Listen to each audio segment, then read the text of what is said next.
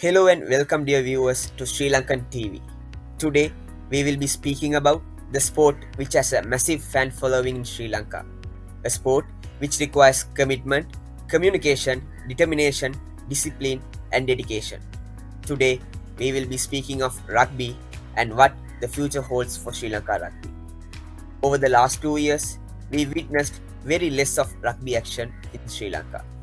Last competitive 15th match was played in March 2020 when the school rugby season has to come to an end due to COVID-19 pandemic. And after a delay of 1.5 years, things are slowly getting back to normal. The club 15 season will start in February next year, followed by school 15 season in March. We recently witnessed the school 7 tournament between schools of Western Province, which will also be played in Kandy between the schools of Central Province. We witnessed St. Peter's coming out victorious, of which we will speak about a bit later. In order to discuss the future of Sri Lanka rugby, we have a very special guest with us. It is a pleasure and honor to invite Mr. Dilroy Fernando to the show. We all know that Dilroy Fernando is a pioneer in the Sri Lanka rugby circuit. In one word, he's a legend who is giving a lot of contribution back to the rugby fraternity in Sri Lanka. He picked up the oval-shaped ball when he was schooling and he never looked back. He played for his alma mater, Isipatana College, and went on to captain the team in 1982. He did not just captain, he led his team to undefeated title league both in 15s and 7 tournaments. He later played for Havelock Sports Club and CRN FC Sports Club during his club career. He represented Sri Lankan national team before an unfortunate injury ended his playing career. But it never took him away from the sport and the passion never died. He loved the sport and he became a referee and he went on to become the finest referee Sri Lanka has ever produced. He has refereed in international tournaments and the international exposure he has received has helped him immensely as well as the Sri Lanka rugby. And he is currently an integral part of Sri Lanka Rugby and the Rugby Union of the island. He is the current chairman of Referee Development and Education Committee of Sri Lanka Society for Rugby and Football Referees. Without further delay, let us go into the program. This is Sports Roundup with our very special guest, Dilroy Fernando.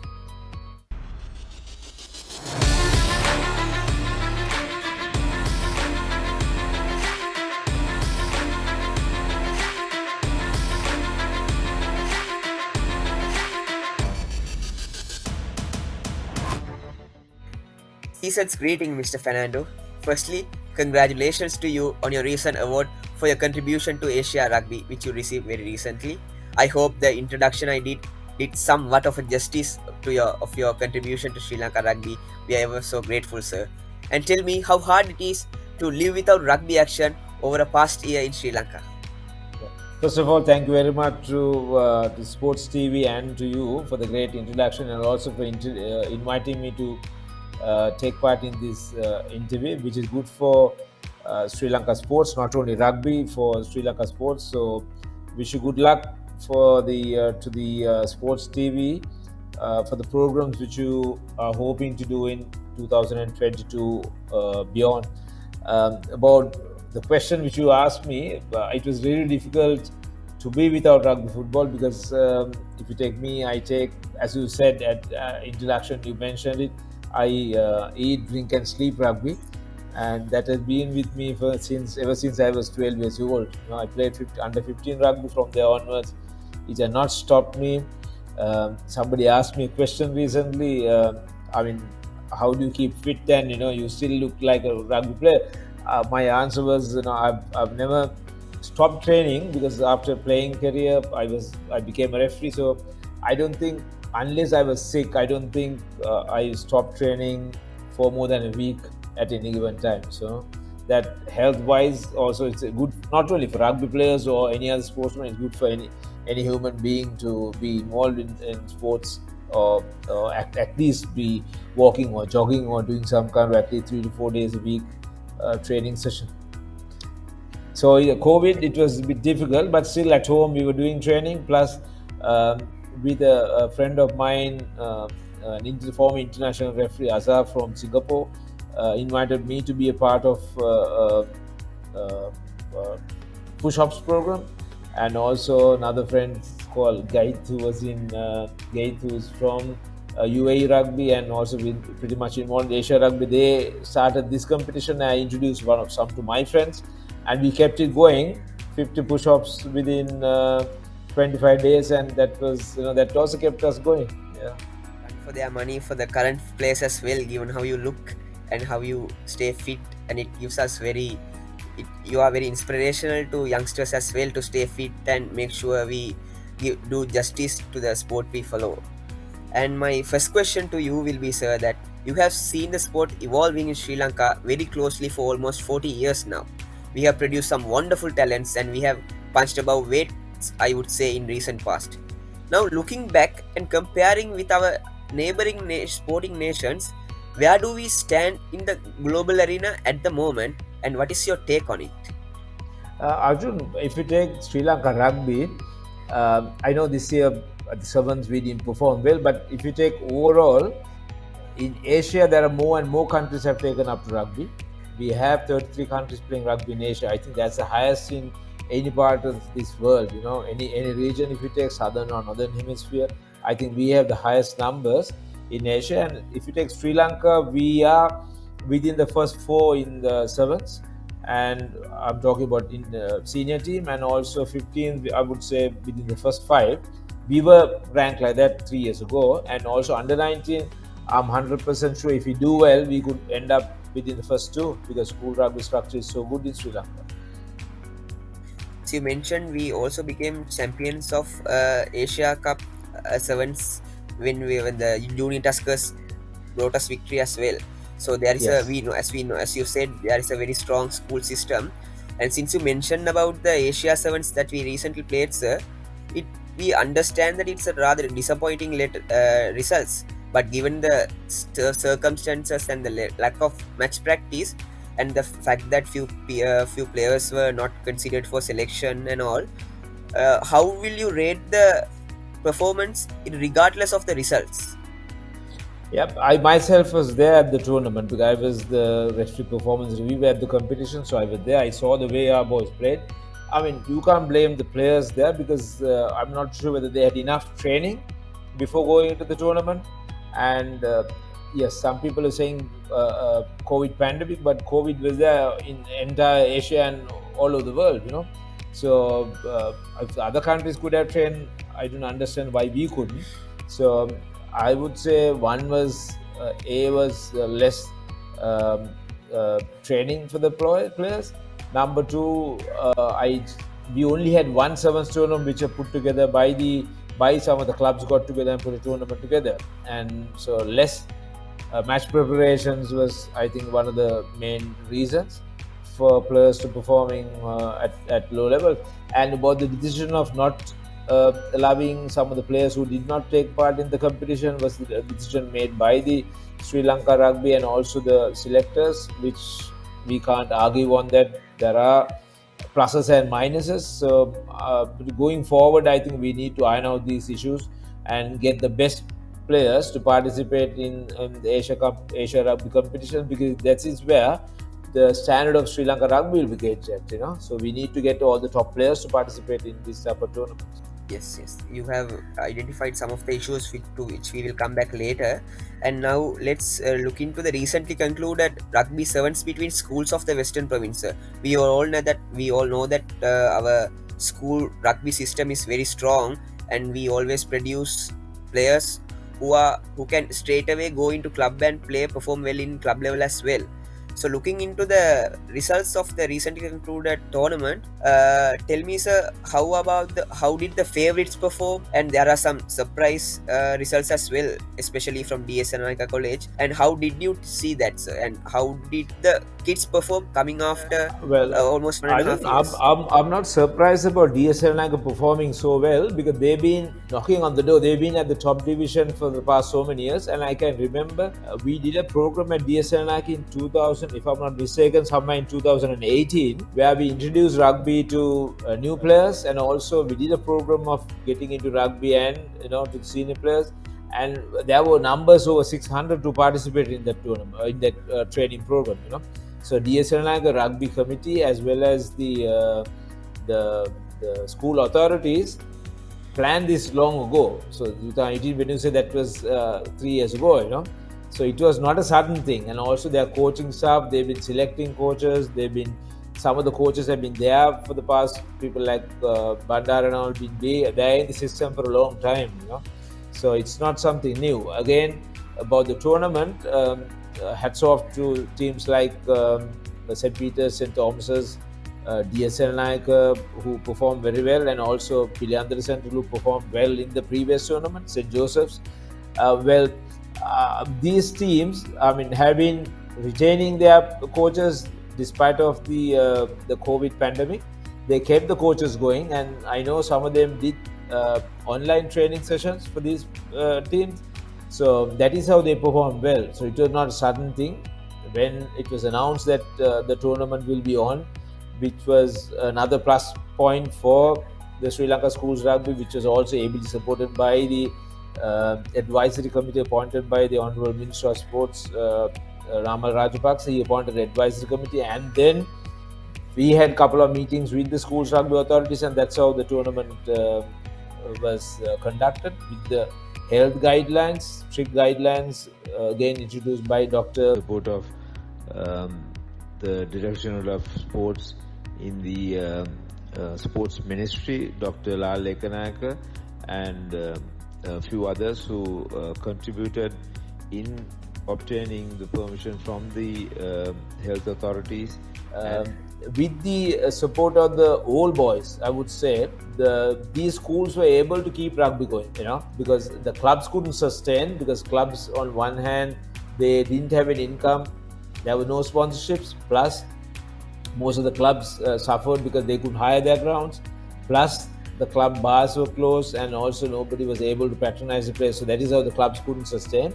But on the other hand, with all credit to the old boys networks of some of these schools who really did well, they kept their coaches going, because we always say rugby, there's a pathway, full-time we have professional coaches, full-time trainers, physios, and hats off to these old boys of the leading school. They kept these coaches, coaching staff, the trainers, physios going without removing them, So we saw the results of those schools. They really did well in the tournament. So, and also another reason was they were able to attract some of the sponsors, which some of the clubs couldn't do. And so end of the day, we saw good results. And if you take the Club Sevens tournament, which was organized after 18 months, and the School Sevens tournament, which was organized after 19 months, still the schools performed really well, and club players couldn't perform.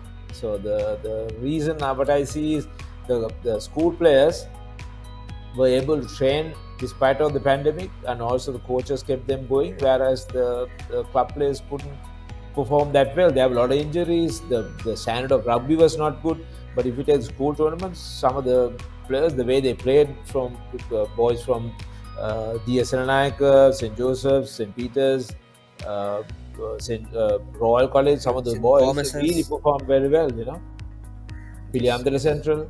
It's very insightful, and also the comparison that you drew was really important, like how the schools kept on training and kept it going and did not lag off, and kept somehow with the help of the old boys, they made sure the continuity is there, the sustainability is there with the coaches and the support staff. And I think that was really visible between the gulf of the quality when it comes to the tournaments that we witnessed in November, and then Also, again of the schools in. you take the injuries, I think school tournament, they have minimum number of injuries, whereas against the club tournament, so less injuries, and the performance was really, really credible, credible. I hope the selectors would look at the videos even when they're doing the next trial selections. There were lot of talent, of these some of these boys. Physically, they were big, and skill levels are really good. So it's The amazing. future skill looks level. bright. The future looks Yep, bright. definitely. And since you spoke about the conditioning as well, sir, I would like to divert to another subject which is usually overlooked by us in rugby fraternity. It's the mental well-being of the players. As we all know that when COVID struck us, it hit us physically, emotionally, and financially as well. And now, given the fact that the seasons are going to start back again in February and March, like, how do you think especially the school players will respond emotionally to focus fully into the game without any other distractions? Because as we know that in rugby, when if you don't focus 100%, things might go down south like very easily. So how do you think that how will the schools and the clubs and the union, the rugby union as a whole, how do you think they will be like responding to these mental issues and mental well-being of the players? Well, as for the rugby players, I mean, already these kids suffered. When there was no rugby, lots of parents started complaining, saying that the boys, complaining when they're at home. They were not able to go out and do their training sessions, and so we feel sorry for some of the boys who left school last year. That was one of the reasons why myself and few other coaches got together and we formed a group. When we started making representations, we said we have to start rugby, because if you take like myself and so many others, we are in the society today. We are somewhere today thanks to the game of rugby football, and we were able to get a certificate when we left school, and we found jobs. So similarly, these kids also, they've been hungry. You could see that from the one classic example was when I spoke to Sanat Martis. I've been speaking to all the coaches, and so I asked him how's training going on, and make sure the boys are adherent to health guidelines. Because we didn't want somebody to catch COVID and people will say here rugby ralla or something like that. So we didn't want that. And so Marty said some of the boys, when they came, they had beards. Some of them had not taken both the jabs. So Marty had told them, look here, if you are not taken, get to a side, others can play touch rugby. So he said the next day, everybody has shaved who were with a beard, and also everybody had taken a jab. So you don't need to push. They are hungry to play rugby football, and these kids are committed to the game. So all we got to do is give them the lead, and I'm sure the boys will be there to perform. The talent is there, the passion is there. All they need is like right proper direction and the guidance from legends like you. And taking into consideration of all you have stated until now, and also looking back and how the international rugby is changing, looking into the technology wise, adapting to rules and the structural reforms, what do you think the changes that Sri Lanka Rugby Union must focus on in the future, especially given the fact that there are some discrepancies, there are some issues between club rugby, and we are not meeting the standards and all? Like, do you think there can be something can be done, and how it should be done? Yeah, the issue what I see is basically there's no doubt clubs and the schools must fall in line with the rugby union and also with the Ministry of Sports. And so all you got to do is the union must draw up a proper calendar and inform the clubs, okay, these are the programs we are going to follow, these are the tournaments we are going to be taking part. If you take some of the overseas unions, I know some of the Asian unions, forget New Zealand or Australia or England or South Africa, they draw up plans for 5 years. Next 3 years, these are the international tournaments we'll be participating.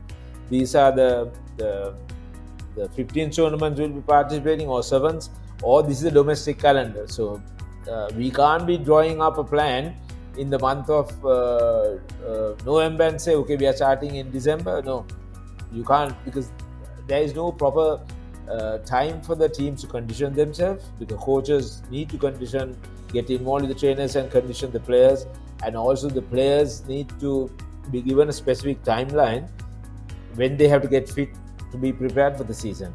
You see, So same thing goes with because most of the, if you take most of the teams, club or school top teams, they are basically either professional or semi-professional, because they've got coaches, they got trainers, they got physios, masseurs, plus they also, some of the teams got team doctors, consultant doctors in their team.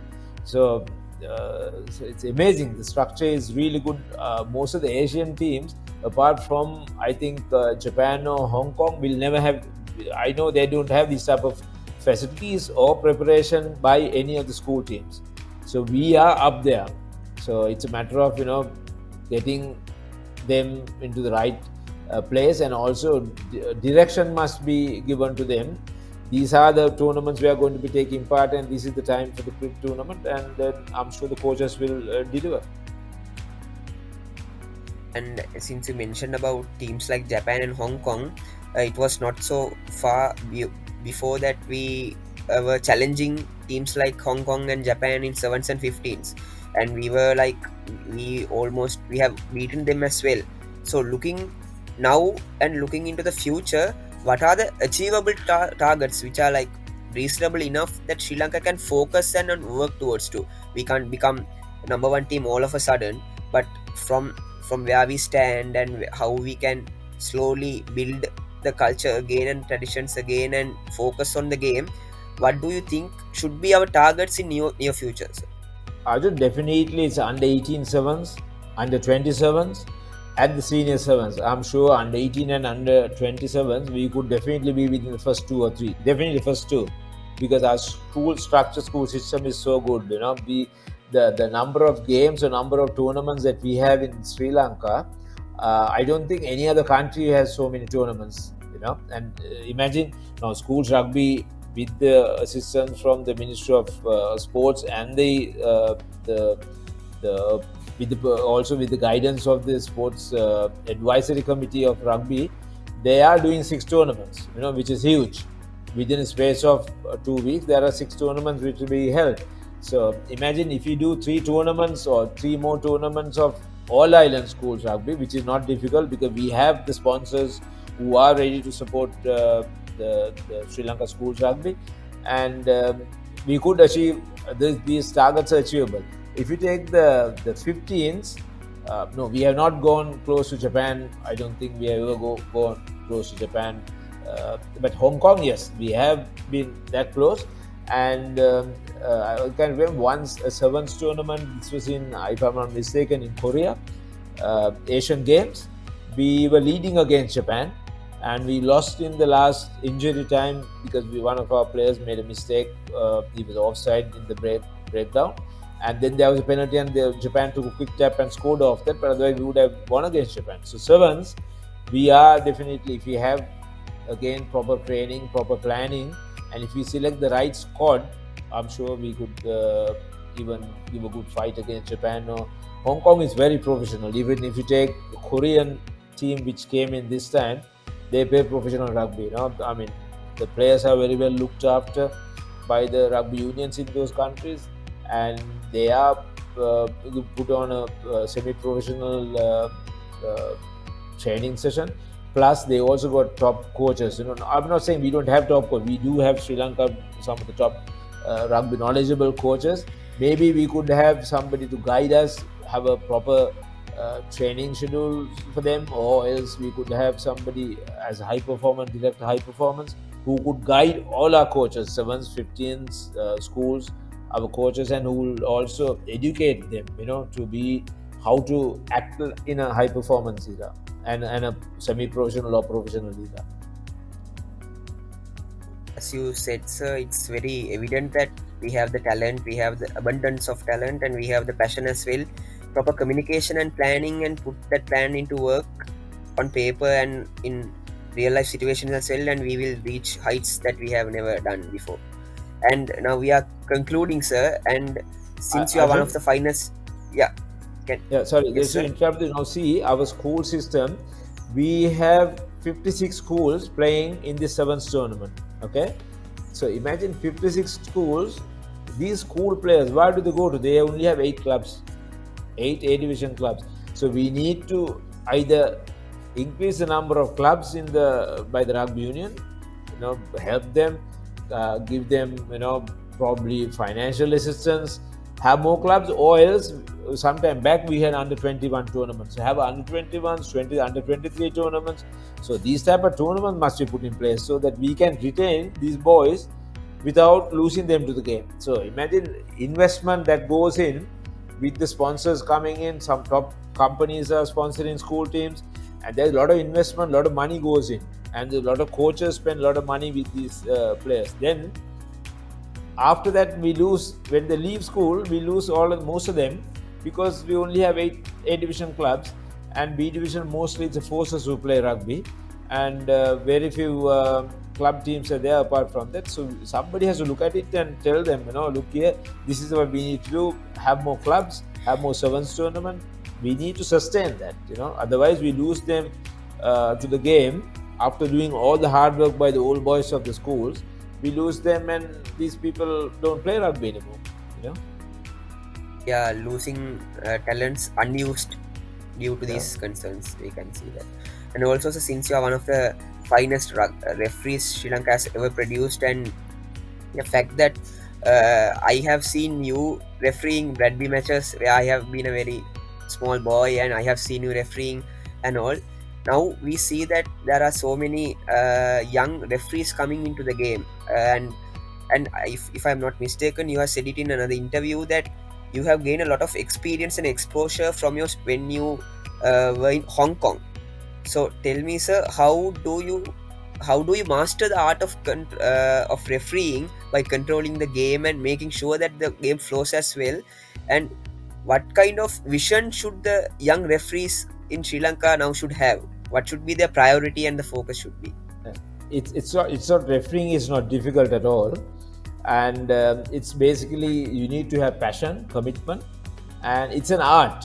So if you learn, if you know a little bit of rugby. When I started refereeing, I never knew that there's a law book, and I never read the law book. By watching these other people like General Densuko Pakadua, Tony Amit, my seniors, Musa or SW or Roshan or them refereeing, I picked up from them, and then for the youngsters, what they need to do is, if they are committed, if they are passionate about it, all they got to know is go and referee their school games. I mean, within the school. Now, what I did at Isipatana, when the first 15 team was playing, or under 16, under 18, I told my coach, Mr. Oda Blapera was coach, I said, Oda, let me whistle, let me referee. I took a whistle and I refereed every single practice session. And then I started refereeing those junior school games also, It's not for money. It's purely, passion for the sport. I want to give something back because I had an injury, as you said, So I want to be within the game, be involved with the sport. That's how I started refereeing. And then, I never thought that I will end up doing international rugby refereeing. But when I started, my aim was just to give something back to the sport and to help my school during training sessions. So about you touch about Hong Kong, because when I started refereeing in 1991, 93, I had an opportunity of working in Hong Kong. So I had a short stint, 2.5 years. I worked in Hong Kong. I saw it was totally different from our refereeing in Sri Lanka. Our referees would go to the grounds just 20 minutes, half an hour before the match. Some may smoke a cigarette when they're going, just jersey was over their shoulder, and that's how they came and referee. But I saw it. Hong Kong is totally different. It's a semi-professional structure. You had top people who were refereeing in Hong Kong Sevens tournament. Plus, also, the main difference I saw was they were having monthly training programs. So we were having meetings in Sri Lanka, whereas they were having workshops for the referees. So when I got back to Sri Lanka after 2.5 years, I told our guys, we are just wasting our time. Let's put a structure. This is what we need to be doing. And I must thank all the guys who were there at that time, seniors. They all agreed to it, and we changed that system, And then our standard started improving, our refereeing standard. At one stage, we had 8 referees, Sri Lankan referees in Asia Rugby panels, top panel, B panel, and the development panel. And also there was time for about 10 years we had 15 people who could have done any A division game. So, but it's not there anymore today due to certain reasons. But now we are back working on with the referees. You said we have started training. Yes, we during pandemic also we had on every Saturday we had training for 2 hours, online training for the top panel referees since beginning of 2021. We were doing it on every Saturday, and for the B panel and the emerging panel, we were doing training sessions every Tuesday, and also since or late we started fitness, strength and conditioning stuff like twice a week. They were training on the field, and you will see a big difference. We saw in the last tournament also a lot of. In fact, I spoke to all the most of the leading school coaches, and there were no major complaints, and they said the consistency was there among the referees. Plus, they were fitter than before, and also they had a very good rapport with the players and the coaches rather than confrontation, which is a big plus, I thought. I'm sure within the next year or two, we'll be able to take the standard of refereeing to high level, and we are also appealing more and more people to come on board because we have a lot of games when it comes to school season, and everybody could go places if they join. First, they need to enjoy, and if you have the passion, then we can look at them, pushing them to do senior games or at Asia Rugby level. Okay, thank you, sir. And this brings to my last question. Now, you said that you started playing rugby when you were 12. Now, there is a 12-year-old guy who wants to play rugby, who has nothing but passion and love towards the game. What will be your advice, sir, to sustain as a player and to have a career built around rugby? Yeah, so all you got to do is get some of your friends, start playing touch rugby or start playing tag rugby, and think someday you need to represent your school. That's how I thought. I'm from Isipathan, as you said. I want to wear that green shirt one day, and so my goal was that, my aim was that, and I worked towards it. So I never missed a training session. I also listened to the coaches, and that didn't mean that I didn't go to my class. I went to my school classes. I never cut the classroom sessions, and I was close to my parents. So you can't forget your parents or class when you're playing rugby. You need to be with everybody. And end of the day, what we need is dedication, passion, and also that commitment and willpower, and to achieve something. And as a rugby player, if you take most of the top companies in Sri Lanka mercantile sector, they hire rugby players because the rugby players don't give up that easily. So you need to be committed, and never give up attitude has to be there. I'm sure if there is a young kid who will be watching you speak today, will obviously take up the sport if he has the passion towards it. I'm sure this will lead a few people to to represent their school, their club, or their country one day. And I'm sure these inspiring words come not just from words but from action. And I think it's shown in how you handle yourself. And this brings close to the sports roundup. It's a very pleasure listening to your insights and experience shared, sir. I thank you again on behalf of Sri Lankan Sports, and I wish you a Merry Christmas and Happy New Year season's greetings. Thank you very much, Arjun. Wish you and your colleagues Merry Christmas and a Happy New Year, and wish the Sports TV good luck with your future endeavors. See you. Thank you. That is it, dear viewers. We will meet you again soon. Until then, Merry Christmas and Happy New Year, and make sure to get a ball and start playing rugby. Thank you.